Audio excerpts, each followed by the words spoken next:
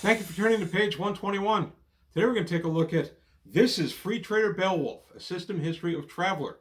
This is a new book brought to us by Mongoose. It's truly the history of Traveler, starting before the publication of Traveler with the guys who formed Game Designers Workshop and how Traveler came to be, and then from Traveler's publication in 1977 all the way up to present. It's a comprehensive, solid look by Shannon Appelkline, well-known author of history books like this. So I'm going to take a look at it today. I'm not going to go through the whole book. I'm going to do enough just to show what's inside. But I'm also going to discuss why I didn't think I was going to buy this one. And ultimately why I changed my mind. So that's going to be it for today on page 121. Also, real quick, Patreon. Please take a look at Patreon. The only way I can take a look at stuff like this on the channel is through Patreon. And I need support for that. So I appreciate anybody who has been a patron. I really appreciate it. And please take a look if there's anything you can do to help the channel out. I want to keep it growing. So take a look. Also, subscribers, please and thank you if you have subscribed. If you know somebody who's been on the fence, give them a push. Let's go ahead and keep the channel growing. It's growing nicely. I want to keep it that way. But back to what we're doing today. This is Free Trader Beowulf, A System History of Traveler from Mongoose, today on page 121. This is Free Trader Beowulf, A System History of Traveler. This is a very, very nice book. It was one, as I said at the top, I wasn't sure I was going to buy. My initial thought when I saw A System History of Traveler was, I lived it. I've been playing Traveler since 1981, and I knew about the other publishers. I've done a lot on my channel about the other publishers. So I kind of scratched my head and thought, well, do I really need this, or is this something, I just don't need to bother with? So I took a look, and Mongoose did some teasers for the last few weeks on their Facebook page and on their website, kind of showing us some stuff that was coming for the book. And I thought, well, okay, I'll take a look. So I read the teasers and things like that, and I thought, well, yeah, okay, I will. And I'm actually glad I did, because I've been around Traveler for a long, long time, but this was fun nostalgia for me. If you're newer to Traveler, it's a great history book. It's amazing how many different publishers have handled Traveler over the years. And like I said, I've taken a look at many, many of them on the channel. It's just that seeing it all broken down like this in the exact timeline, it was pretty stark how many different publishers have handled Traveler.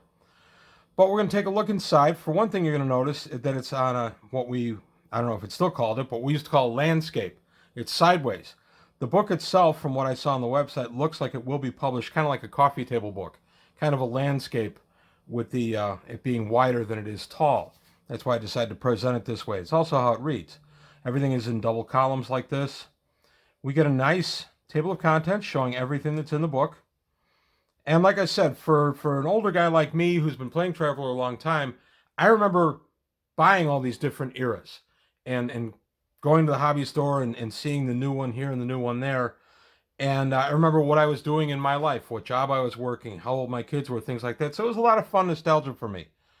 So for that reason, I am glad I bought the book. It's very well written, very solid. It starts with GDW before the game, 1973 to 77. Yes, Game Designers Workshop had been around for a while before Traveler was published. They started out as a kind of a board war game designers, and they continue to do that pretty much throughout the existence of GDW. There's their fine GDW sign. Don't know if I've shared this story on the channel or not, but I actually had a buddy who was living down in the Bloomington area in the early 90s, and I went to visit him, and we went past Game Designers Workshop on several occasions. One occasion we went by was a Saturday morning, and the door was open. They were up on the second floor. So I said to my buddy, hey, let's go in. You'll just say hi. So we went upstairs, walked into the office area, which was wide open because it was a hot day, and looked around and called out a few times, and nobody answered. So we left. That's my entire story of having been in the original Game Designers Workshop offices. Yes, I was there. We looked for somebody to talk to. There was nobody there, so we left. And the buddy I was with, by the way, is the guy that got me into Traveler in the first place. So we were both kind of excited about going up into the actual offices. That building is long since gone, unfortunately. But anyway, Building a Publishing Empire is the chapter we're in now. It shows some of their early games. And then science fiction strategy games. Imperium, one of their earlier games. And then, of course, Traveler. These are the different science fiction games they came out with. Role-playing in 1975. Dungeons and Dragons having premiered in 1974 and kind of kicked the whole thing off. Interesting, too, because Shannon Appelcline talks about how Gary Gygax did not invent role-playing. I know that for a fact. When I was in 4th grade, which would have been 69 to 70, we actually were role-playing in some of our classes by way of trying to build empathy for other people. It was a new thing, kind of a hippie thing. But well before I ever heard of Dungeons and Dragons, or in fact it was ever published, I was actually familiar with role-playing because we had some teachers that were actually having us engage in it. So it was kind of neat. So there we go through all the various games. And then we go to GDW, the Little Black Books, and we get a nice look at the history and the making of the Little Black Books. Nice thing about this tome is Lauren Wiseman right there, one of the original folks involved with Traveler, longtime editor.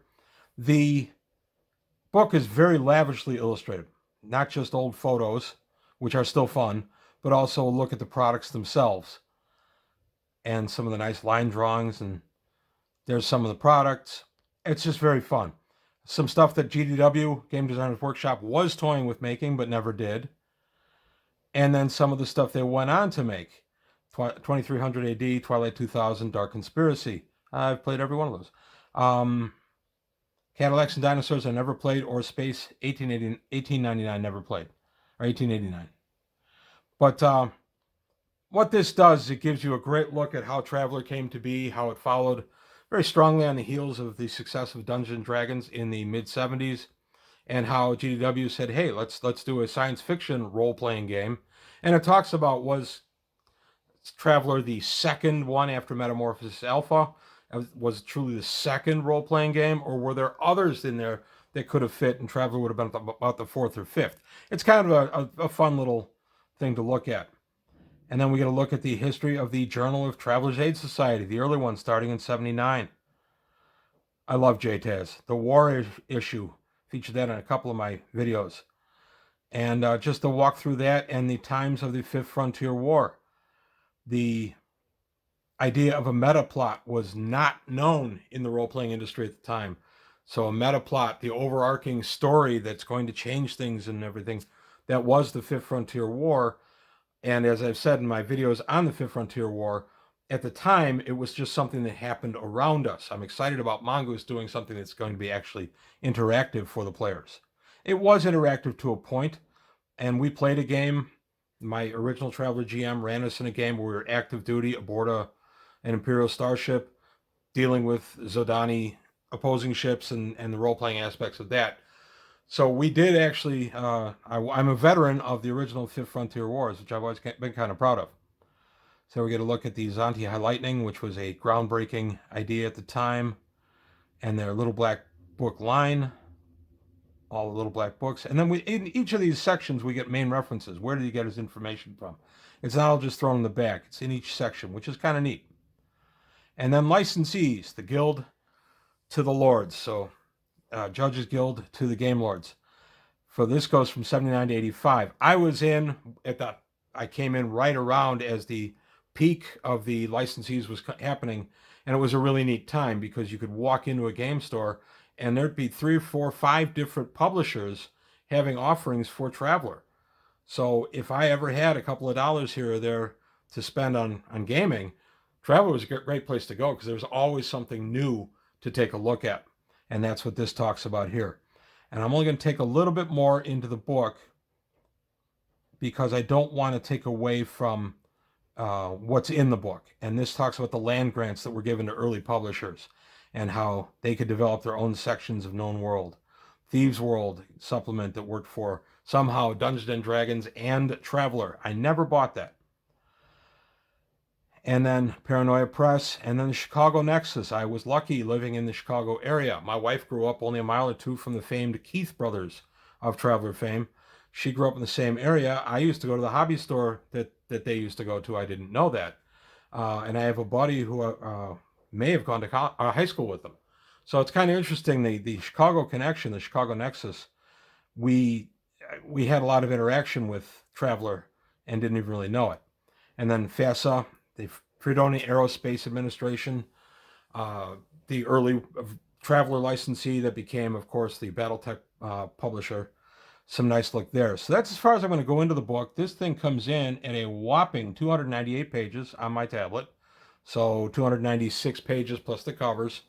And I was very pleased. I enjoyed myself. I spent the weekend reading this. I enjoyed it. Like I said, for me, it was a trip down memory lane. I remember when I got this supplement at this hobby store. I saw this one at this hobby store. And it was just a lot of fun to go back to some of those days and some of the sitting around talking with my buddies about Traveler, about games in general in the early 80s, and driving to the arcades, which we did a lot, and talking Traveler and talking Traveler products. This is just a lot of fun for that. So if you're an older guy like me, you're going to enjoy this book for that reason. If you're new to Traveler, it's a comprehensive look at the history of Traveler, which is worth knowing. It will give you an idea of where Traveler's been and where it's going. And Mongoose is very keyed into the old history of Traveler, as is shown by the Fifth Frontier War that they're doing. They're trying to stay very true to their roots, which is rare, because most companies that take over something like this go ahead and make it their own, and they're very worried about putting their own imprint on it and that kind of thing. Real quick thing, I've come up to here to this print on Aeromat. This is something Grenadier was taking a look at as they were producing lead figures for Traveler. They started putting out some adventures to see if that would boost lead figure sales. I don't think it really worked. According to the book, it didn't. But Disappearance on Aeromat, I only saw once, and that was in an old place east of me, out in a town called Glenwood, Don's Hobbies. And Don's Hobbies had this on the shelf. I think it was $6, might have been $8. And I grabbed it, and I'm glad I did. It's the only time I ever saw it on the shelf, before or after. So it's a kind of a low print, hard to find kind of guy. It's a good adventure. But when I saw this, I thought back to the day I was at Don's Hobbies, and I bought it. It's just, like I said, that's what this book really did for me, was just fun nostalgia. If you're new to Traveler, I recommend it completely. It's very well written, very uplifting, positive look at the early days of the gaming industry. Lots of mentions of Dungeons and Dragons and how it shaped everything.